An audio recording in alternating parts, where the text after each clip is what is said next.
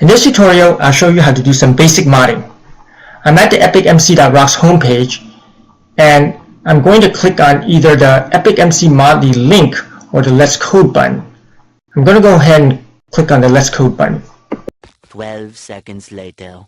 Now the first thing I'm going to do is I'm going to log in. If you do forget to log in, it will save your changes, and then you can still log in later and then save it. Now I'm logged in over here, and the first thing when you create a mod is you should give your mod a name. I am going to call it basic_mod. You can get the underscore character by holding down the shift key and the dash or minus key. I'm going to click on functions.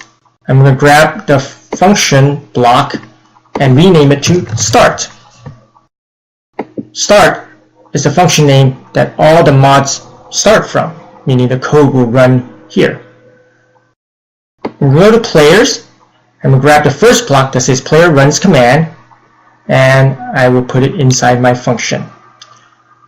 Now the cool thing about this block is that you'll be able to run any Minecraft command you type in. Typically, the person who's going to be running it is called me, or the person who's running the mod.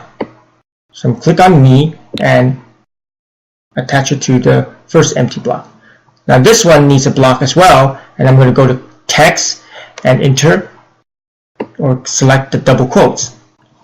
Now I can type in any mod command I want. So I'm going to type in summon villager. And if you know about Minecraft, this will actually create a villager in your game. My suggestion on coding is this. Write the least amount of code and deploy it and run it and see if it works as expected.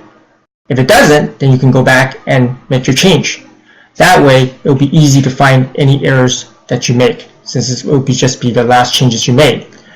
So in this case, I'm going to go ahead and deploy it and see if my summon villager command works.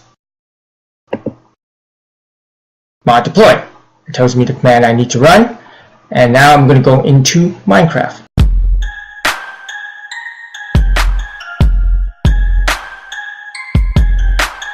I'm at the Minecraft game now, and I'm going to click on multiplayer and then click on EpicMC Rocks. This is actually going to our server, EpicMC.rocks.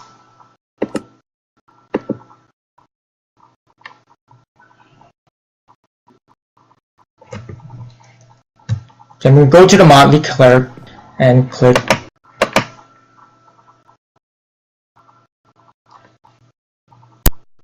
and then I'm going to issue the command to run my mod.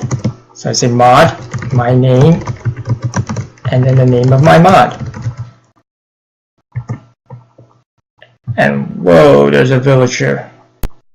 Now I'm going to go back to my EpicMC workspace, and I'm going to click on world and click the first block, which allows me to launch a firework. There's a number of parameters you can change, so I can change this to maybe a blue color, I can change this to a darker red, and let's make this a large pattern, no flicker, and change it to high. Once again, I'm going to go ahead and test out my mod. So I'm going to click the deploy button and issue command /mod, my name, and then the name of my mod. I'm going to look up in the sky because you're going to see a fireworks shooting up there. Oh, it's getting blocked by my villager.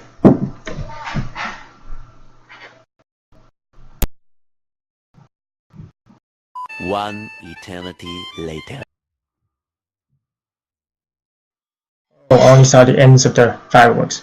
But you get the idea. If you want, you can take out the summon villager and you can see the fireworks entirely. Thanks for watching, and please vote for us on the links at our webpage at topg and minecraftservers.org.